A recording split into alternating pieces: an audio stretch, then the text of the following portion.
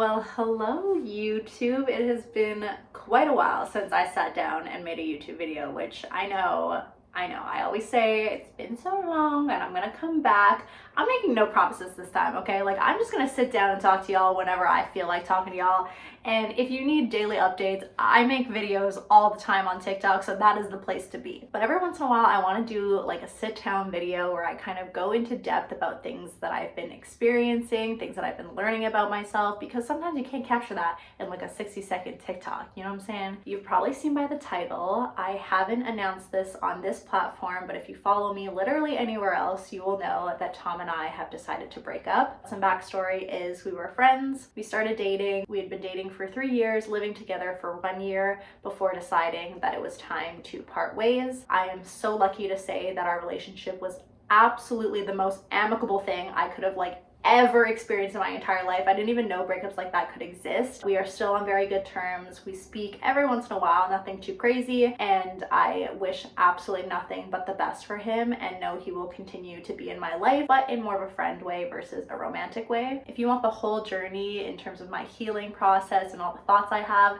it is literally all over TikTok, so feel free to do a little deep dive. But I wanted to make this video to kind of talk a little bit more about how I knew it was time to break up, it was time to part ways, because it was something that I had in the back of my mind on and off for a really long time. And to clarify, I wasn't thinking, oh my God, I hate this man, we need to break up. No, that was not it. But I did have kind of moments where I did have doubts. I was thinking, okay, is this for real? Because I think when you get to that point where you're living together and you've been together for a few years, you're like, okay, I need to start really considering a long-term future with this person, or at least that's what I do in a relationship of that length. And so I really had to start being real with myself about okay, do I see a future with this person? The other thing is I'm 26 now, so I'm obviously thinking about what my long-term future is gonna look like, quarter life crisis stuff. I'm pretty sure the last video I made on here was about me in my perpetual crisis, so this is really fitting. I was very lucky to have a relationship with Tom where we had very open communication about a lot of these things, and one of the conversations that we had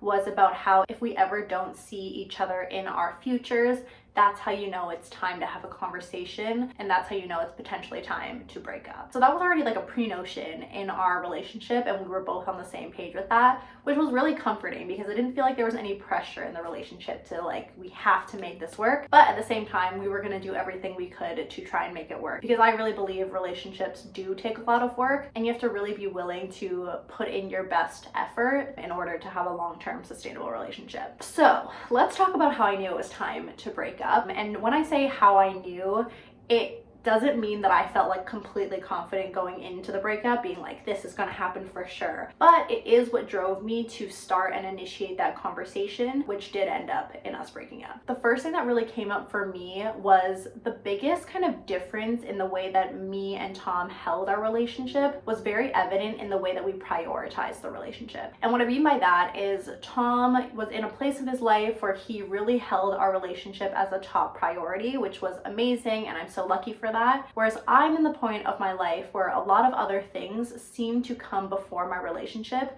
and I didn't even really know that until I really thought about it. So I really thought to myself, okay, when you really think about it, where does relationship stand in your list of priorities? And what came up for me is that it almost comes after everything else, which is really shitty to say, and I felt really guilty about it when I thought about it.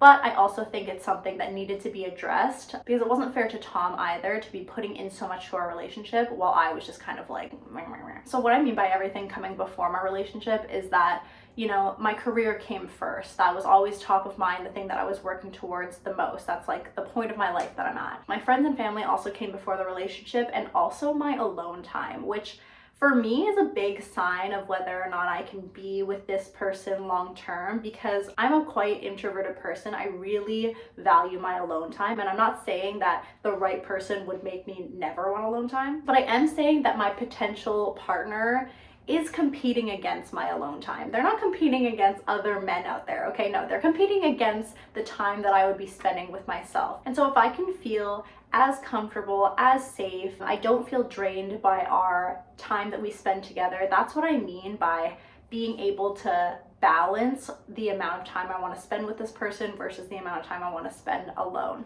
And that was also really prevalent when we moved in together, because that's when your worlds start colliding. You start being like, okay, like you're here all the time. We share a bed now, we share a room. Like it doesn't feel like alone time, even if you're not talking or you're not doing anything. I've never lived with a partner before, so that was like a new experience for me as well. And so this whole priorities thing, I had talked about it with him. I was like, okay, I don't want to sound like I don't love you or I don't value this relationship, because I do, but at the same time, I feel like I can't invest as much as you can into the relationship because I have all these other things that I'm equally pumping, if not more, energy into, which doesn't leave a lot left for you. And so again, I felt really guilty about that. I was like, okay, I don't want you to feel unloved or unsupported, and I really started to feel those feelings of I'm not doing the things that I know he needs in order to feel loved and supported. The other thing with priorities is I know that your priority level or your like ability to invest in the relationship won't always line up throughout your life. But for me, it almost felt like it was an extended period of time. Like I almost never prioritized the relationship. And I think especially at the beginning of the relationship, it's really hard to have that like difference, because one person is just like really giving their all and the other person isn't, and that's like not healthy in building a good foundation for the relationship, in my opinion. Number 2 has to do with conflict and like how you resolve conflict. Specifically, I think that in a relationship, there are kind of like 3 ways that you can resolve conflict. The first one is compromise, the second one is acceptance, and the third one is sacrifice. Compromise makes sense. You're having conflict and you're like, okay, I'll do this if you do this. Compromise, easy. Acceptance, okay, like this is something that we differ in, but it doesn't bother me. It's not that big of a deal. We've accepted it. We've moved on. No one's really changing anything, but you've had the conversation. And number 3, sacrifice. That's when what you're arguing about doesn't have like a middle ground. It doesn't have a place where you can be like, okay, yeah, like I'll compromise this if you compromise this.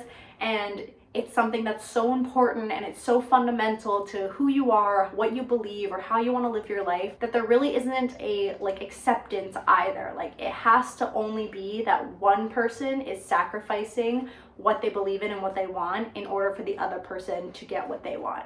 And so a lot of our conflicts towards the end of our relationship did fall under this sacrifice column. And I'll say this now, but like out of respect for Tom, like I only really feel comfortable speaking about conflict issues that were like my issues, I guess, because I don't want to speak to like his issues. But an example of this sacrifice column is the fact that I'm like unsure about the whole children situation, okay? If I'm gonna be honest here, like children terrify me. Birth, that sounds awful. I'm not gonna lie, it sounds awful. I really value, again, my alone time, my independence, and that is something that threatens it like no tomorrow. And I always go back and forth. Like sometimes I really want kids, sometimes I don't, and that's why it didn't really come up in our relationship at the beginning, because at the beginning I was like, yeah, kids are in my future, but I almost think that as I get closer to having kids, I'm like, whoa, I'm not ready for that. And I can't tell if it's a phase, if I'm not ready and soon I will be ready, or if I just don't want kids, you know, like that's the phase I'm in. I don't know. And at first, you know, I really shared that with him. I was like, it's really important for us to be on the same page. I don't want to be leading you on, because for Tom, it was very important to have kids. Like he was like, I need it, and it's a deal breaker if we don't have it. And I always knew that. He was very straightforward with that. For a while, we were just kind of like navigating our relationship with me in the state of I don't know, and him being in the state of I know. And he never, you know, pressured me. I told him like as soon as I figure it out, or as soon as I like wake up one day and I'm like, yeah, I want kids, or no, I don't, I'll tell you so that you know what the next step is. And that worked for a while, but I think what ended up happening is because I wasn't sure if I wanted kids or not, and every once in a while I would be like super against having kids, it was really hard to move forward in a relationship where that's the only option. You know what I mean? Like it was very hard for me to be like, yes, 100%, like 2 feet into this relationship, when the like decision has already been made for me because he wants and needs children. Even though he never pressured me, even though I felt like I could still have time to make the decision, I felt that was a big factor in me kind of like reassessing the relationship. Like it really started to make me freak out, you know? Like, and it was really hard to not feel that way, because yeah, again, the only solve to that was for me to either decide, which, you know, I can't like just decide, or like I don't know, he decides like it's not important for him anymore or whatever. So again, there was some sort of sacrifice in there that needed to happen for our relationship to work. So that's just like one example of the different types of conflict that we had that were really big in terms of sacrifice needing to happen and like no compromise or acceptance being an option. And I think this leads me into the next topic, which I think is distinguishing whether or not your relationship is hard or if it's wrong. I'm someone who believes that any relationship that's a real relationship is going to have conflict, is going to, you know, like have things come up in their life. Like you're spending like however many years, 6 years with this person, like there's gonna be things that are coming up, okay? So for a long time, our relationship was just like a relatively normal level of hard, as a relationship is.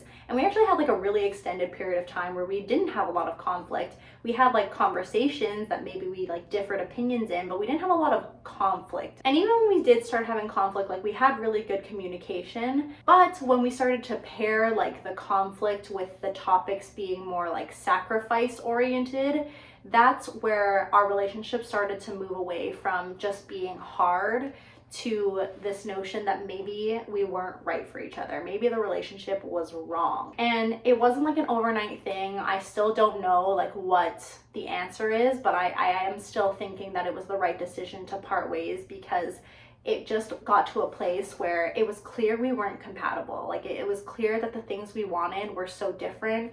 The places in our lives were really different. The way we wanted to live our lives, our opinions that were really important to us, those didn't line up either. And so it just started to be very clear to us that the relationship was more wrong than it was just hard. And I think like the big overarching thing with that is that I looked at a lot of our problems or a lot of our issues, and it got to the point where, yeah, we could talk about these things. We could try and like resolve them, but they aren't really things that you just talk about and then you solve them. Like they're just things that are there. Like they're just problems, and you feel this way and I feel this way, and there's just, we could talk about them, but like they're still there, you know what I mean? And so I think a lot of my thoughts around that of like, okay, like here are our problems, XYZ, like these are the issues. How would we solve these? And I couldn't think of an answer that didn't require someone changing who they were, sacrificing something that they wanted, or just like having a complete personality rewrite. And I didn't want that for either of us. And so that was another reason I was like, maybe it's time to like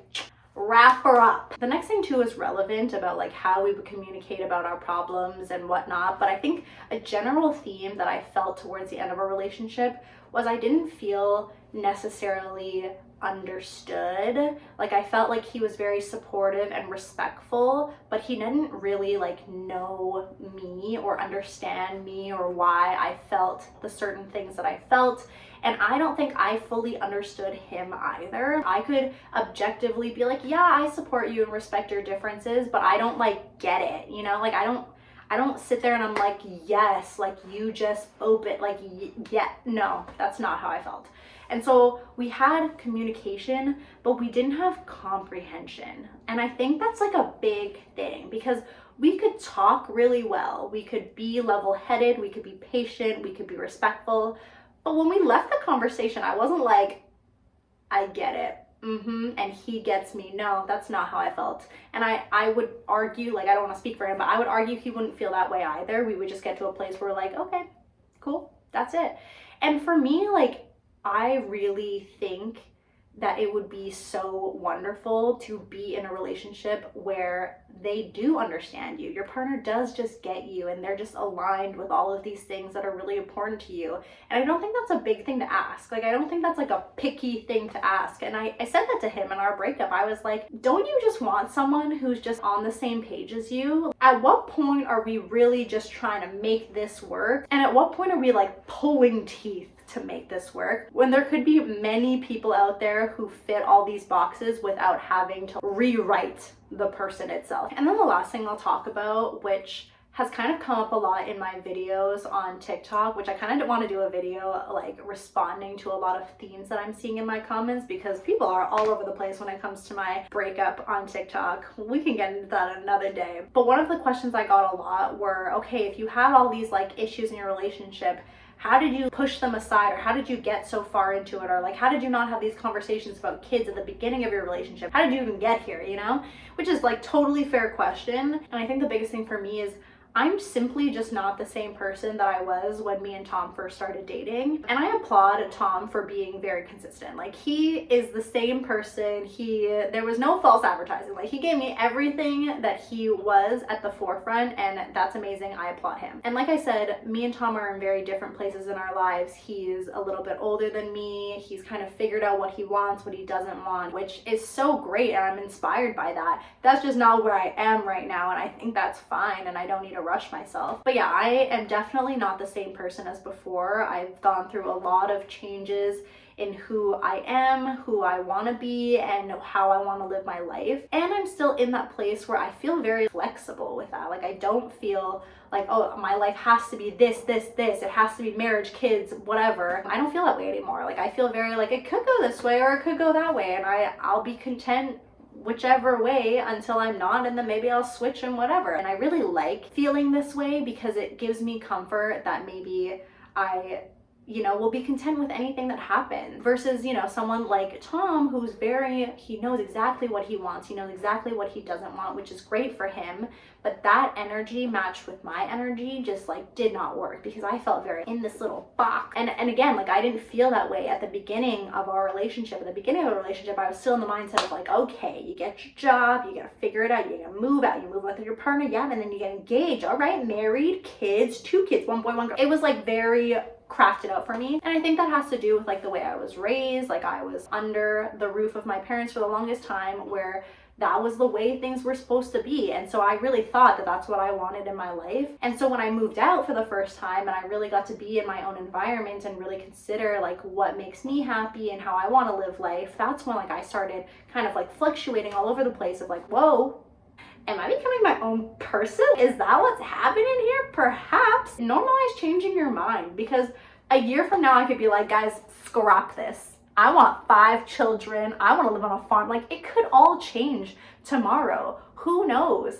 But for now, this is what I know. This is what is true. You can change your mind. You can, do whatever you need to do and just live your life, because you only got one. Don't just go in the direction that you think you should go in. Go in the direction that actually genuinely makes you happy, and that is what I'm trying to do as much as I possibly can. If you made it to the end of this video, I love you. I really do. If you are going through a breakup right now, I hope you don't see it as a failure, because I think often when we think of a relationship ending in 2 ways, either breakup or you die together and you live the rest of your lives together, we think of one as the failure versus the like end goal. Like, this is success. You won because you died together. Yay! But I think we can frame it as just 2 different outcomes. I think if you and your partner made the decision to break up for each other and for each other's happiness and for each other's long-term growth and satisfaction, that's a win in my book. So